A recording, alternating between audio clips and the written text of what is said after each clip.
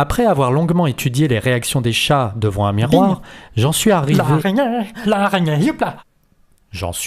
à la conclusion suivante. Si les chats réagissent comme ça, devant leur reflet, ce n'est pas parce qu'ils se voient et croient que c'est un autre chat, c'est parce qu'en réalité, ils voient ça.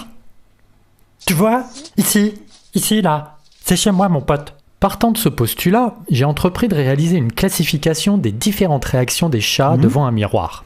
Pour faire simple, disons qu'il y a en gros 2 types de réactions. Calme, tête de con. Avec généralement une tendance à être fasciné par la beauté de leur image. Ouais, je te méprise. Et pas calme. Mais comment ça marche? Alors bien sûr, dans ces 2 grandes familles de réactions, on trouve beaucoup de sous-catégories que j'ai décidé de vous présenter dans un souci de rigueur scientifique. Le blasé, qui s'en fout en fait. Il attend juste que ça se passe. L'agressif. Ouh, t'aurais pas dû faire ça, mon pote.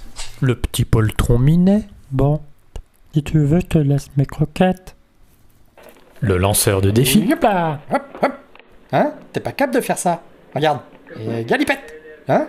Bah vas-y, si t'es si malin. Lanceur de défis, à ne pas confondre avec le chapitre ou impulsif bondissant. Ninja! La catégorie suivante, c'est le dubitatif. Et si je fais ça? Oh, c'est fou. J'adore les chats de cette catégorie. C'est un peu les scientifiques des chats. Et comme ça aussi? Ils ont une approche méthodique, cartésienne. Ouais. En fait, ils se foutent de ma gueule. Ils essayent de percer les mystères de l'univers. Attends. Celui qu'on voit là, par exemple, c'est littéralement le Einstein des chats. Et si j'essaye à droite? Oh putain. Ceux qui croient au monde parallèle. Vers l'infini. Les curieux. Et trouvé. Oh, mais comment tu fais? Les sauveurs. Je vais te délivrer. Tiens bon, je vais te sortir de là, copain. Et les narcissiques. T'es beau. Qu'est-ce que t'es beau. T'es beau. Mais attends, mais c'est moi.